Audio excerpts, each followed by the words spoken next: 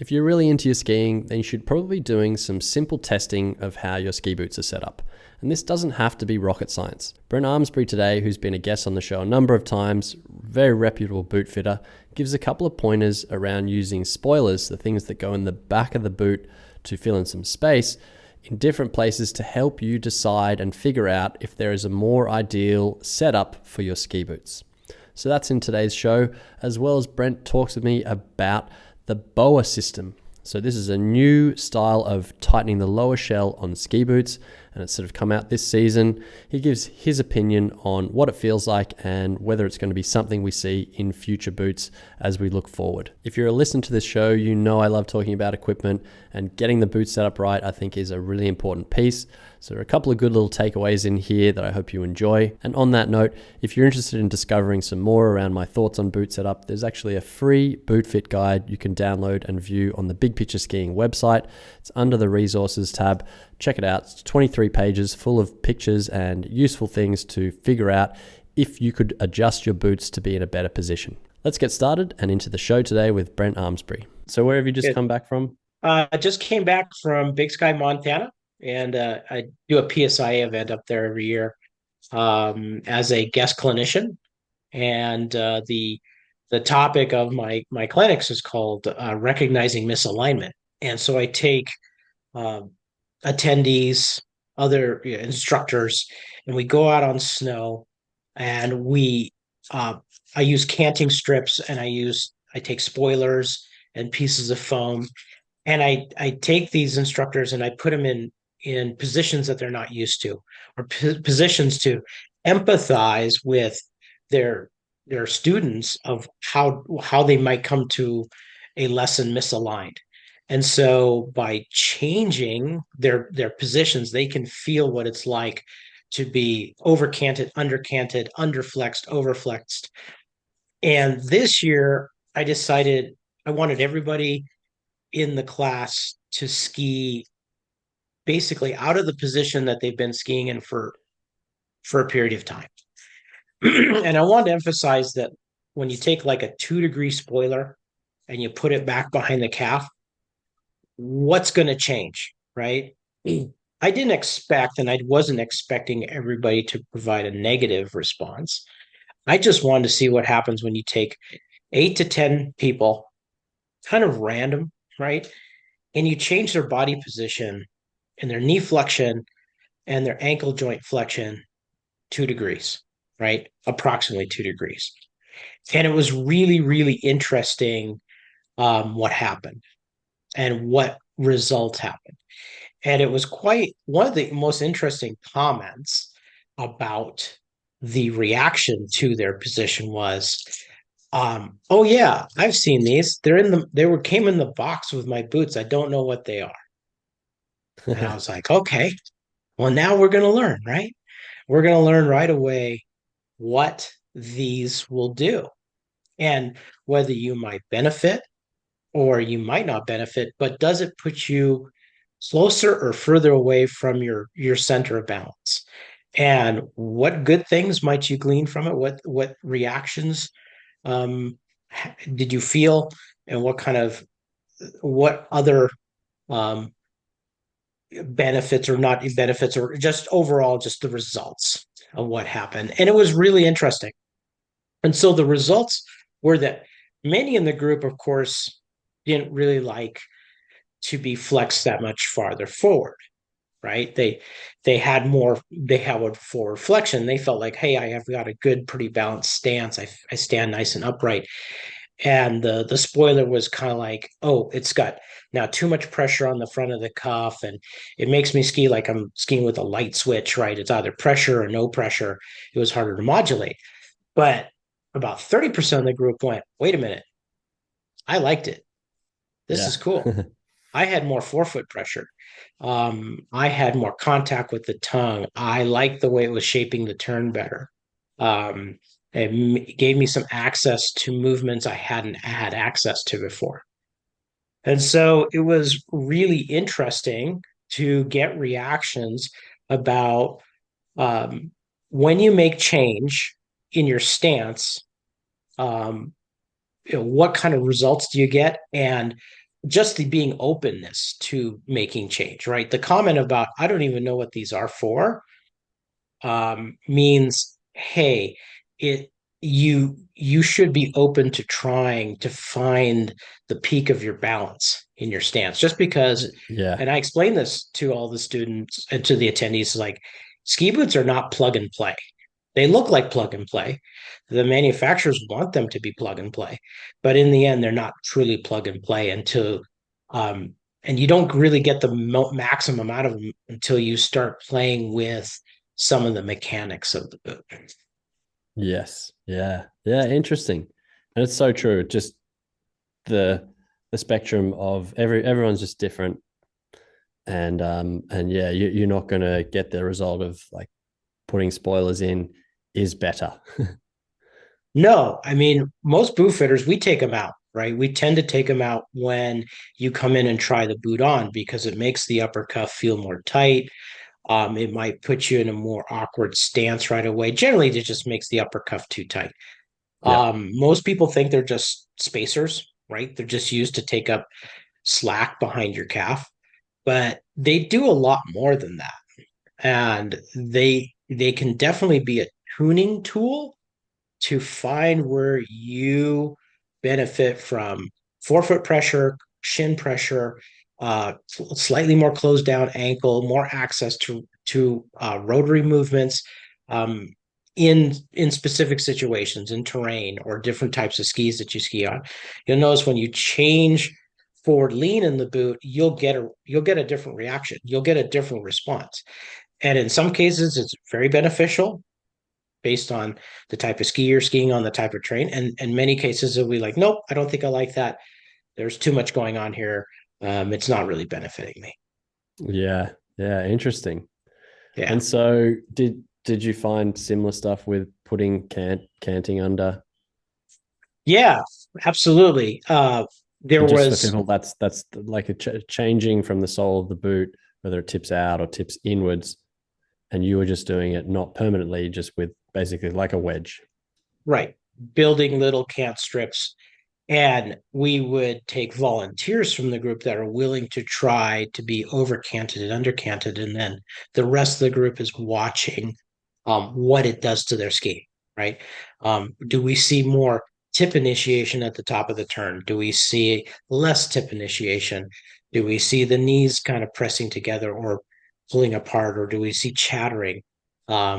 We definitely, every time you change somebody's canting, you get a result, right? You see a difference between the way they were skiing one run ago to the run they were skiing now.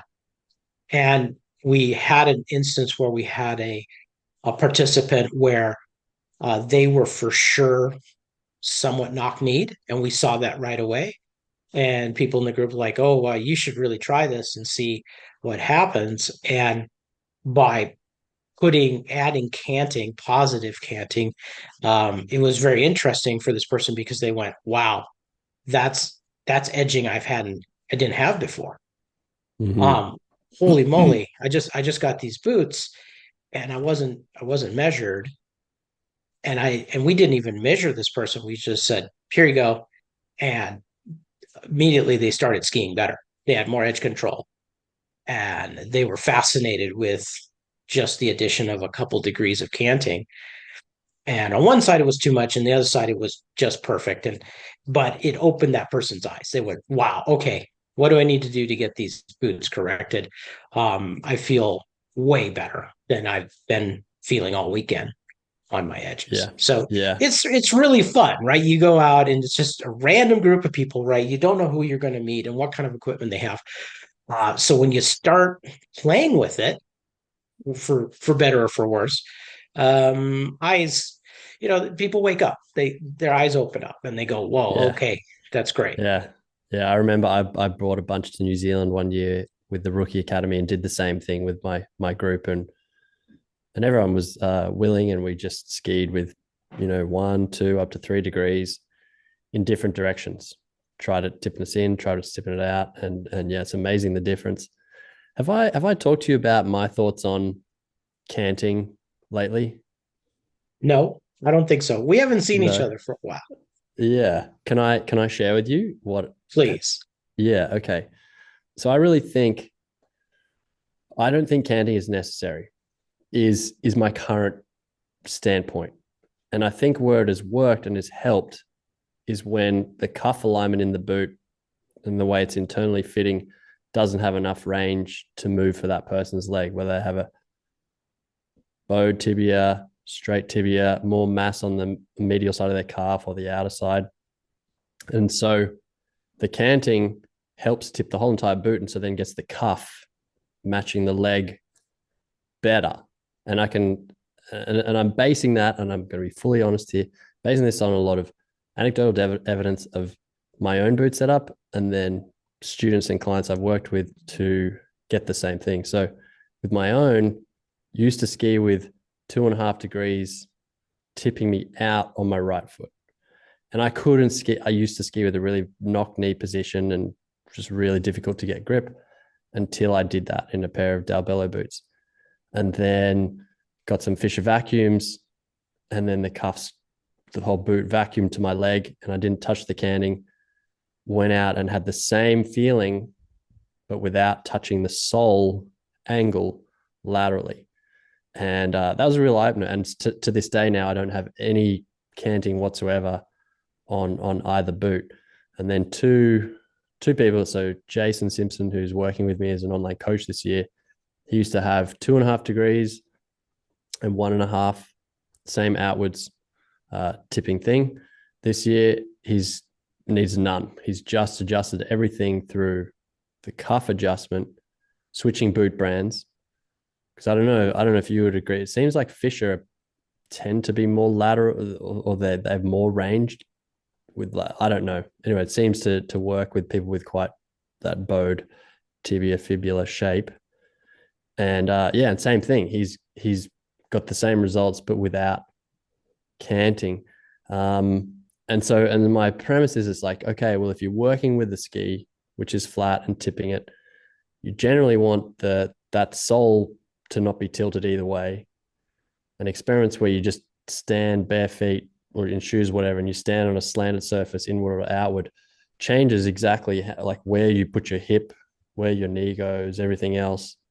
And if we've grown up for, 40 years old now, 40 years learning to balance on different parts of my foot the way I want to balance, I know if I want pressure on the inside edge of my foot or the outside or centered, and how my leg lines up to do that.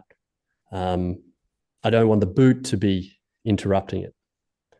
Okay. Thoughts on that? And you can completely disagree with me or give Well, your I it. don't think you want to. I don't believe you want to pigeonhole canting as unnecessary, right? Um, Canting is for sure a trial and error dynamic test procedure. You can measure it in a store, or you measure it in a static environment, but eventually those numbers don't always add up. But I just had a client where we measured her canting and said, well, I would like you to try 2 degrees on this side and 1 degree on this side, tilting you out. And she had previously had canting in the same similar way.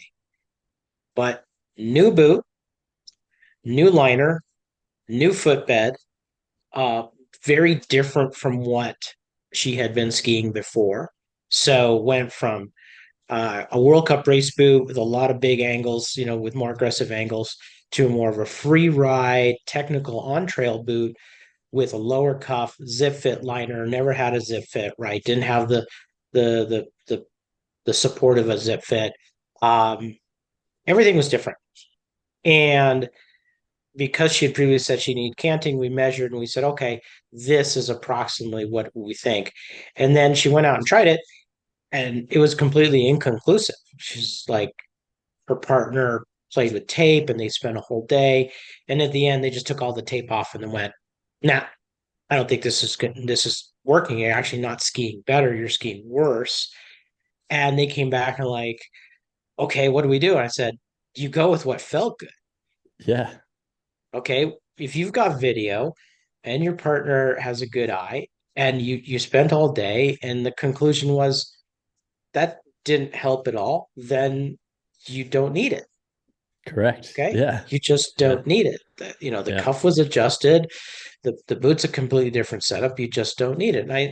And I responded with, like, if you want to add canting later, we can still do it. There's still the ability to add wedges, and there's ways to modify boots where you can add canting later. But um for me, I always need canting. But does it change? Absolutely. I never take a boot for granted, meaning that every boot has to be like, oh, if I use this many degrees before in this direction, that it always going to be the same from boot to boot. No, it's not. It will be, every boot needs to be treated as its own creature. See, that's my point.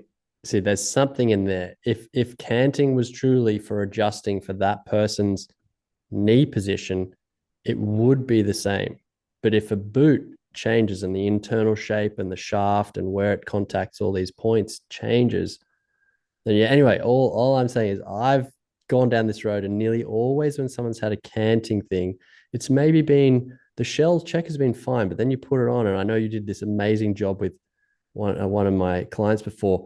You adjusted the liner as well as the cuff because he had quite big calves, and his friend was just like blown away with the differences in skiing. And he was like blown away because his leg now wasn't dealing with liner and shell kind of pushing him and distorting his shape. So Right. Yeah, yeah. it can't, it's easy to reach for canting when you really should be looking at other things first, right? How are you matching, anatomically matching the shell? What, Mm-hmm. how are you matching the footbed? How's your, what's your foot position inside the boot? Um, yeah, I've known a guy from Austria. He worked with Fisher for a while, and he skied. I mean, I looked at him, and he was like really knock-kneed, and he was skiing a Fisher vacuum boot. And I asked him, "Hey, what's your thoughts on canting for yourself?" And he goes, "I don't need it." And I go, "Have you ever tried it?" He goes, "Oh yeah, fitters have told me I'm really knock-kneed, but it doesn't work for me." And I And this went, is seeing the "Okay, guy not on snow. You just like looked at him and like he yeah, looked like yeah, yeah." no, yeah, But then I yeah, went skiing with him, and it was like, no, he doesn't no. need canting, right? Yeah, yeah, yeah, yeah, If you yeah. get kind of too ingrained in it, then you say, "Oh yeah, you're knock-kneed, you must have canting." But when you That's got him on right. snow, Yeah. he could put the ski way up on edge. He could do everything that needed to be done. There was no loss of performance. And he just said, "Oh, my cuffs were just basically with the vacuum boot. The boot matches my leg angle really well, so I Mm, really don't need it. And it doesn't work for me because my hip sockets can't accept it. I can't be rotated out there without generating tension. And yeah. with that tension, that means I'm really not going in the right direction. I should, with canting, you should feel more planted and more balanced and not forced." Totally. So, yeah. I've seen definitely cases for canting in racing scenes to accommodate like the type of discipline, downhill versus slalom, and the type of snow to kind of play with either more leverage or less leverage to give a kind of a tuned kind of feel like a race car, but not done for an alignment thing, more for kind of the style of skiing and the type of snow. True. Yeah, I Yeah. mean, there's many times where coaches will reach for canting when they see their athlete not being able to get the angles that they're looking for, knowing that that could potentially make them faster. So, yeah, canting can be an important tool, but it's not the end all be all. I mean, there's so many more steps that need to be attended to and recognized Yeah. In before, that process before, right? yeah, Yeah. before you start playing with canting. And I'm Yeah. a firm believer that you got to get your fore aft in tune before you start throwing canting into the picture, because fore and aft plays so much into that balance that you can chase canting for a whole season when it was all about the fact that the ramp angle on your binding was too much, your ramp angle in your boot was too much, your anatomy didn't fit the boot properly, right? And so you're Yeah. so far out of balance, and then it's like, oh no, your canting's off. Well, no, everything else is off first. Yeah. And then you get rid of all that. You get it all neutralized, you get it finally balanced, and then you look at the canting and go, didn't need Yeah. it. Hey Brent, now I know that the main reason we got in touch is BOA is new this season. Right. BOA lower sections, the way, so if this is the first time you're hearing it, it's the way you tighten up the lower shell on the ski boot now can be done with a dial and a basically wire. You've been getting people into these boots. I put my foot in that actual boot there nearly 9 months ago, and it felt I could definitely feel something. I'll let you explain what you're hearing and maybe address some of the common problems. But first of all, yeah, what are people saying that have actually skied in these boots from your end? Well, I first have to kind of give you my opinion because I'm skiing Okay. in it, right? Okay. So when it first comes out, bit of a skeptic, right? I mean, it's Yeah. not the most when you look at it, it's this big tumor hanging off your boot, right? It's growing Um, on me. It's growing on me. I yeah, must say, first time I was like, ew, but yeah. yeah. Aesthetically, you just go, you really have to put your foot in it and then play with it. Um, and when I first tested BOA, I was in a boot that was they only make certain test sizes, so it was a 26.5, and technically I'm a 25.5. So I can ski a 26.5. So I went out and I put it on and I skied it for a whole day. And it at first I was like, okay, I'm not quite sure what's going on here. But as the day progressed and I was able to fine tune the BOA, I started becoming a little more attracted to it. The first thing that I noticed right away was more foot feel,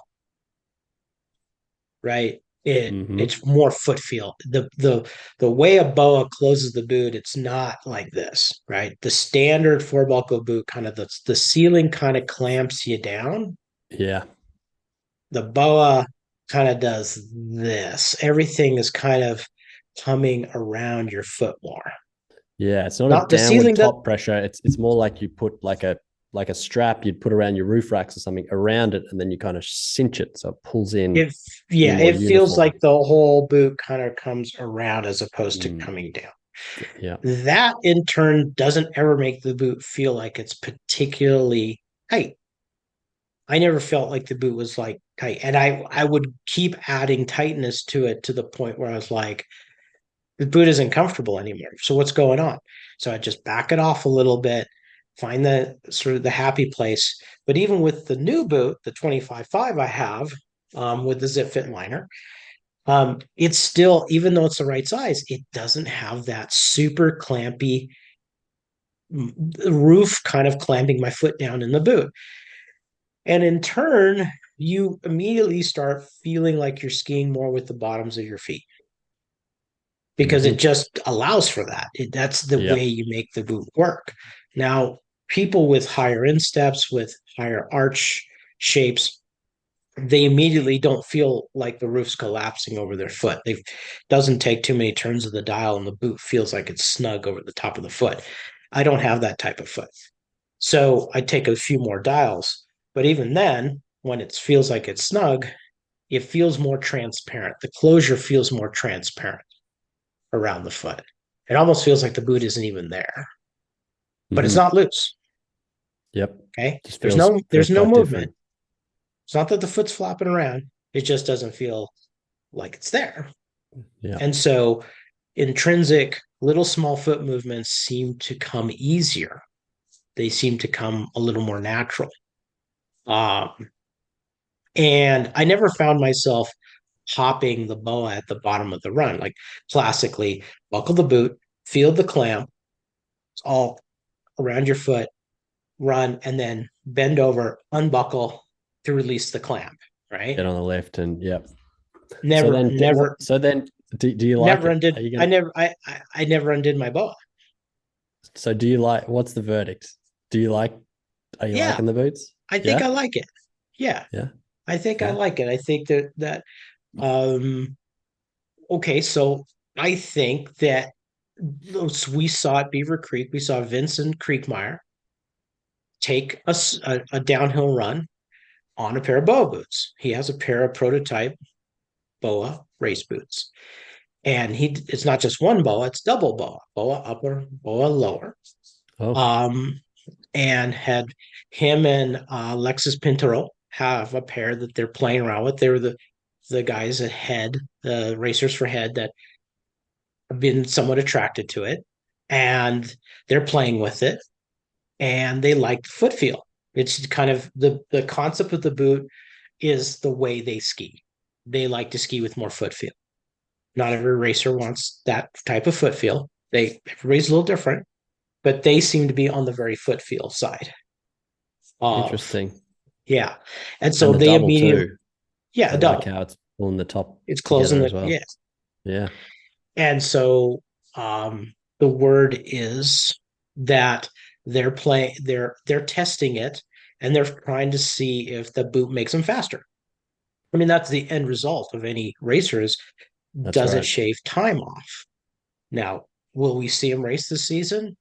Probably not on a BOA boot, but for a concept to come out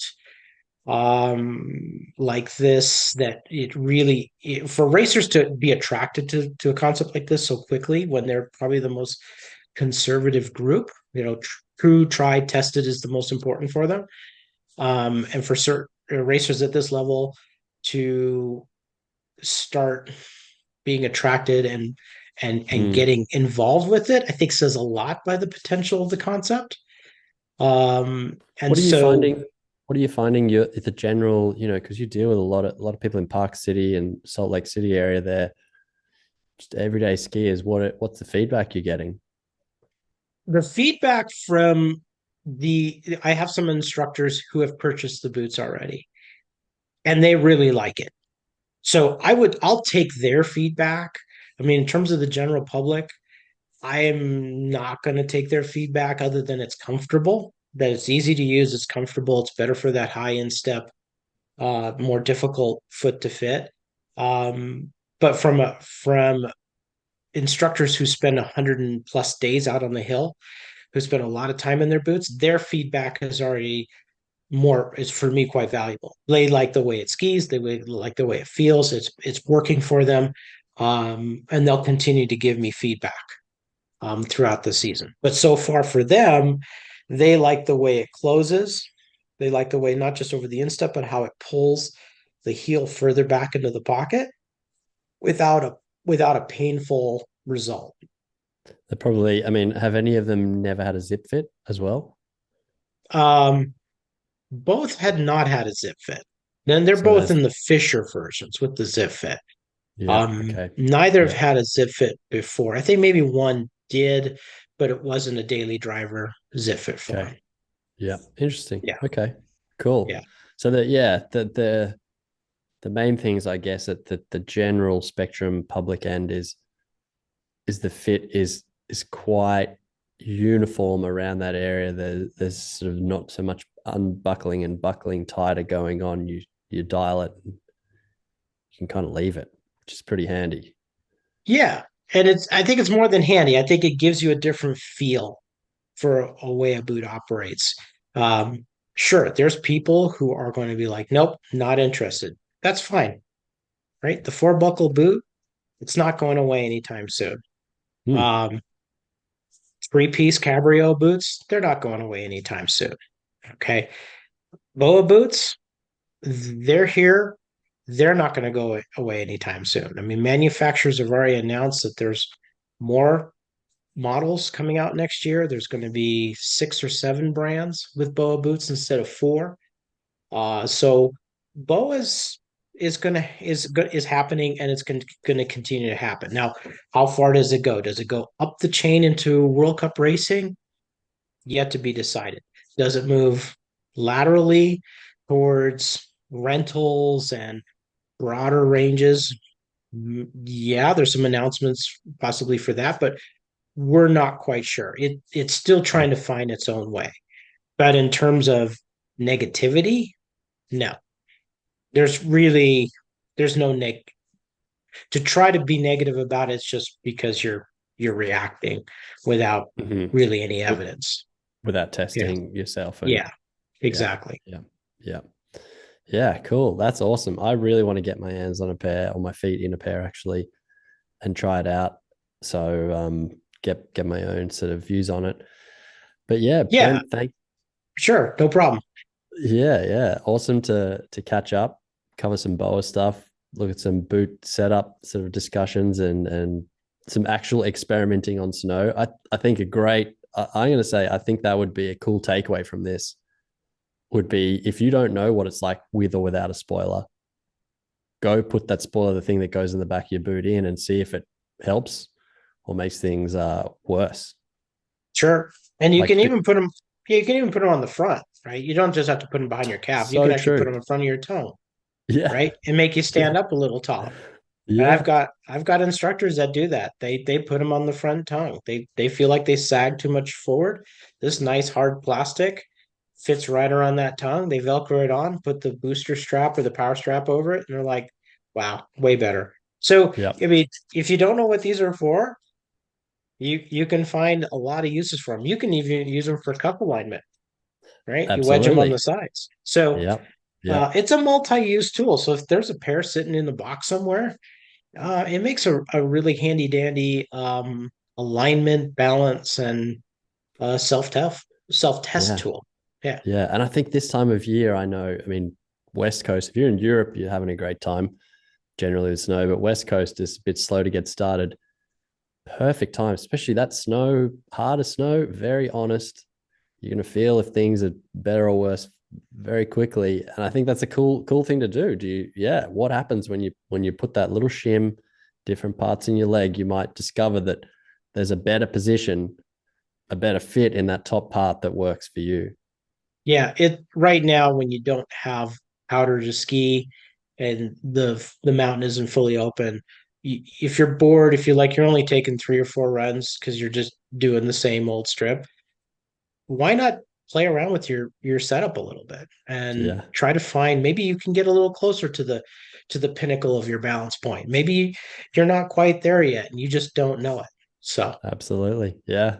Excellent. Brent, cool. always valuable chatting with you. Thanks very much. I hope you have a great Christmas and You everyone too. out there listening. Hope you have a great Christmas and a happy new year. Thank you. All the best.